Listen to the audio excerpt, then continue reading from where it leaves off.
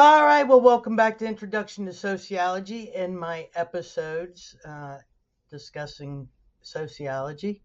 All right, so we've been finishing up with institutions. This is kind of the last one. This is about work and the economy. The economy and work is an institution in our society. Remember, institutions, they affect individuals in society, and individuals in society affect institutions. They kind of play off each other. And they play a big part in our world, daily life, and interactions. And so, with work in the economy, there's two types of economies. There's capitalism and socialism. Now, we are a capitalist society, a pure capitalist society. The intention is for profit, competition. A pure socialist or socialism society, the purpose is to meet the basic needs of people.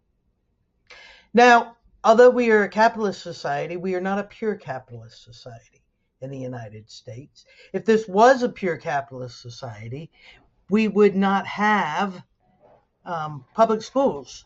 Only those that could afford to go to school and pay for an education, K through 12, college, and all of that, um, would be able to go to school. Um, if this was a pure capitalist society, then there would never be, there's we have some laws for, especially when hurricanes come up or there's an issue with gas. We do put in that there's no price gouging. Now, if this was a purely capitalist society, it wouldn't matter. A gas station person, when there's a hurricane or water, they could charge everything they wanted. Um, Another example for a capitalist society is food. If those that could not afford food, you're just going to go hungry. Same with there's no purely socialism society. Yes, in a socialist society, socialism, everybody's basic needs are met. You're paid the same for everything. I had a discussion with one of our international visiting professors and talking about Argentina and how people are paid the same, whether they have a college degree or not. And everybody's paid the same, but the reason it's not a pure socialism society is because the government and those in power actually have more. Uh, if it was pure, everybody would be making the same. Now, the reason our society is not purely capitalism, we have programs like Medicaid, Medicare, uh, housing assistance, welfare assistance, helping with food, SNAP, and things like that. The military receives their own insurance if you are a member of the military. And so we are somewhat of a mixture. And again, we also have that you can't have a monopoly on something. We do put things in to protect that. And so, looking at the economy, how does it affect individuals? How do individuals affect the economy? And so, if we go way back, America has always been where we would get all the raw material, the wood to make furniture, cotton, everything, agriculture. About 67 to 80% of our workforce back in the day was agriculture. We would take the raw material and then we would produce items in our own country and then sell it. Believe it or not, televisions were invented in the United States. A lot of things were. But now there's not places that make that. And so one of the things that had happened, and it came along with the free trade agreement, was outsourcing.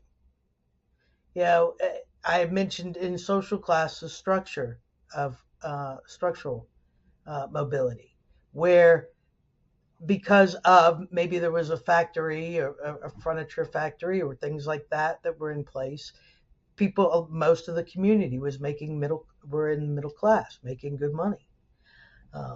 But over the years, you're not going to find a lot of factories or industries still in the United States. There are some. They were moved, they were outsourced and sent to other countries. And the purpose of this was for profit and also labor laws. I sometimes have students, I'm not having you do it, but I have students kind of go through their closet and look at all the things, in the clothing brands that they have, and then look it up to see if, where they are, where were they made, and then look up, is this a company that engages in sweatshops? Sweatshops, most of the other countries outside of the United States or industrialized societies do not have labor laws. They're not good working conditions. Now, know this though, even though we have labor laws and are against that, there still are sweatshops in the United States and around the world. We are not immune to this. They are illegal. But because of the labor laws, because of the minimum wage, many companies like Hanes Textile, making clothing, have all moved. Furniture companies have moved out of the United States. And so if you would look up on that, and then I ask students, would you continue to buy Nike? Nike is famous for their sweatshops. They've done a lot of documentaries called Behind the Swoosh, and Nike's been kind of gigged for it a couple of times, but so has many of the brands that we find very likable and that we spend money on. And so, one of the questions I asked, if you knew that they were coming from sweatshops, would you continue? If you remember Max Weber, his answer would be no. His answer would actually be yes, we would continue, because of the iron cage theory, that we are, kind of stuck. It used to be, and I've mentioned this before, it used to be that if you wanted your hair done, you went to the salon. If you wanted your tires done, you went to the tire shop, automotive shop, the pharmacy, the clothing store, the pet store, and all of that. All of this has been going away, and now it's very efficient. One of the big brand names, I hate doing self-checkout. I hate the place, but I continue to go. Kind of stuck. You don't really have a lot of options with that.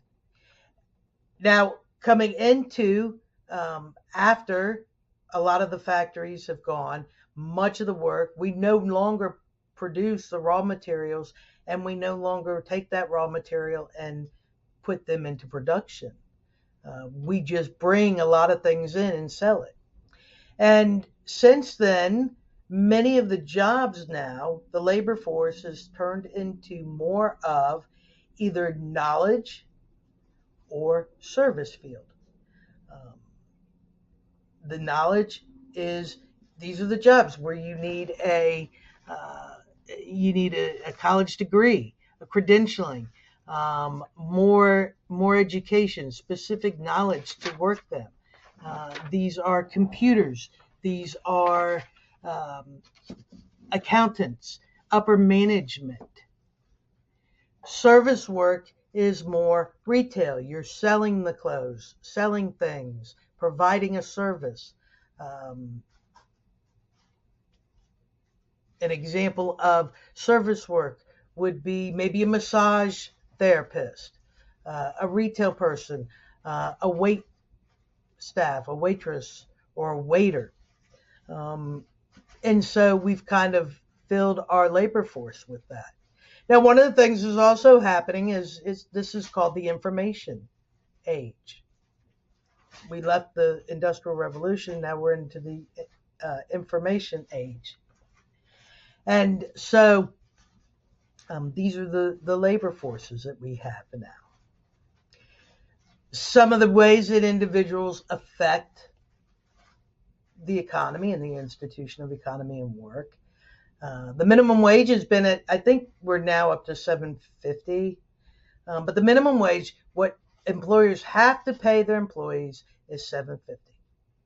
Now, after COVID and the pandemic, um, there was a labor shortage. And I heard a lot of people say, "Oh, it's because everybody was on unemployment, they didn't want to work, and all of that." Actually, that's not completely true. What a lot of people don't think about is the fact that how many people died. There was a lot of people, and that took a lot of people from the labor force who were able to work. Then you had a lot of older people who were in, I don't want to say old, not at retirement age, but coming close. And they were like, no way, it is not safe for me. I'm not going back. I'm going to take early retirement. I'm just going to stop. And so, a lot of places, you saw a lot of restaurants. I saw Wendy's closed many times. Sorry, we don't have any employees. Or you saw signs up that said, hey, be patient. We can't get anybody to work. Well, one of that was people wanted more money. The COVID was seen as dangerous. And if they were going to put themselves out there, they wanted more money. It needed to be worth it. And so, because people didn't want to go, then we saw that uh, many places were paying much higher.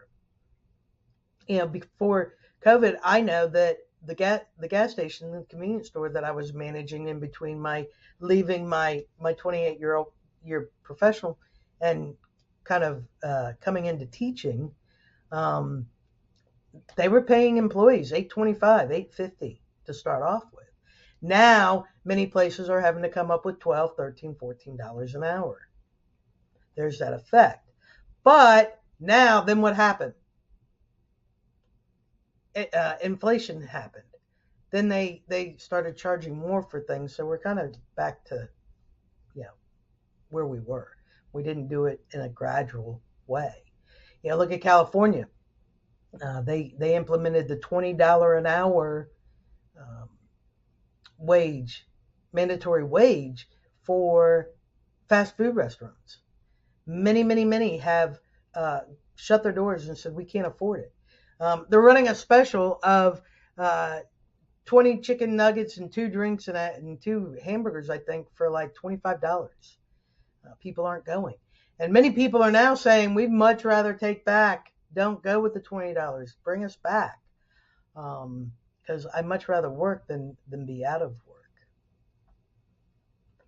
One of the things that they've also been doing, the economy and work and employers have been doing in the United States, is called contingency work. I might have mentioned this a little bit. It's kind of like precarious labor. But the contingency work, what they're doing is they're taking, and I remember, oh man, 15, 20 years ago, all businesses, it was full time, you got benefits, you got health insurance, and all of that. As those prices have gone up to make more profit, many have taken away full time, and they staff it with just the right amount. Where they might have had 20 full time employees. Now they've got maybe 8. Um, think about the community college does not do this, but think about a company, or we'll just pretend that the community college does do this, where they went ahead and let go of all the full time and said we've got to make a little bit of a profit. Community colleges don't make a profit, but we got to make more of a profit, so we're going to let go all the cleaning staff and the janitorial services that are full time, and then we're going to bring in part-time people. This is going to make it a lot easier. We can pay them less. We don't have to pay benefits and health insurance or any of that. And so many companies are doing this. My friend works part-time at Lowe's Home Improvement. Yeah, I'm throwing him under the bus. She loves her job. She makes a decent wage, but it's part-time because they have 2 full-time staff, and then they bring in who else that they need, so they don't have to guarantee them hours. That's that precarious labor. the community college does that too. I am the only full-time faculty at Davidson Davie Community College. I'm a faculty of one for sociology. But then if there's too many classes that go over my limit, then we bring in what's called an adjunct. And that's what I used to be before the full-time position came open. Um, with the adjunct, it's a much lower pay. You work if they need you, and they don't have to pay benefits. Now, Karl Marx has a really cool theory, and I totally agree with Karl Marx on this. I don't agree with some of the things Karl Marx, but again, he really focuses. He did create conflict theory, and he really does focus on remember he came about in the Industrial Revolution, and he was really focused on, and he was socialist. He was very for socialism, and that's kind of where his basis of conflict theory came from. Remember, Max Weber took that. He was a sociologist. And so Karl Marx was looking at the factories and the Industrial Revolution, and he came up with a theory called the alienation theory. And I think we can see this play out even today in society. It hasn't gone away. And so his alienation theory was factories were, they replaced let's say that you were a watchmaker and you took a lot of pride in making your watches. They were handcrafted and you made watches for everybody in town. But now with the Industrial Revolution, they could make 50 watches a day instead of it taking, a couple of weeks for one. And several people could do it. And so they were coming into the factory and they were mass producing the watches. And what Karl Marx was saying with his alienation theory is these people are being alienated, the workers are being alienated from themselves, from the labor, and also from each other, and alienated from creativity. You can see that now. Looking at, I don't know anybody who handmakes watches or shoes, but you think about McDonald's. You go in there and they tell you it's 2 all beef patties, special sauce, lettuce, cheese, pickles, onions on a sesame seed bun is a Big Mac. You don't get to make any ideas. You don't get to make changes. If you go to McDonald's in Miami or New York or Arizona or even over in Greece when I was there, they have the same Big Mac with the same ingredient. There's no creativity.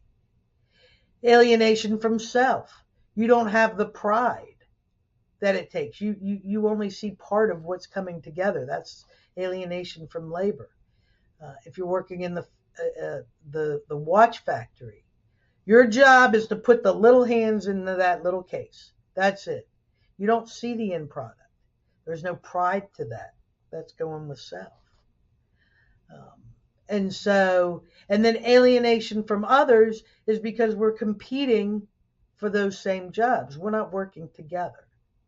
And so, like I said, we see Karl Marx's theory kind of play out in our own society still now, especially with service work. We're not producing anything. Short little topic, but kind of looking at, sociologists do look. We look at minimum wage. We look at what's going on. How does the economy affect society? How does the society as individuals affect the economy?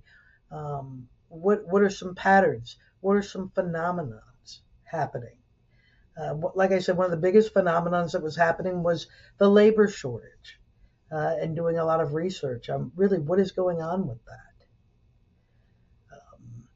And so there we go. That's kind of pretty much the end. So I hope that you've enjoyed the class and have gained a lot of knowledge. Again, it's all the basics. It is an introduction class. There are a lot of sociology classes, both at the community college level and then at the 4-year, if you're interested. You could actually take every topic that I've talked about throughout this semester. You can take a whole class on it for a semester. So All right. Well, I hope you've enjoyed it, and best wishes, and we will see you later.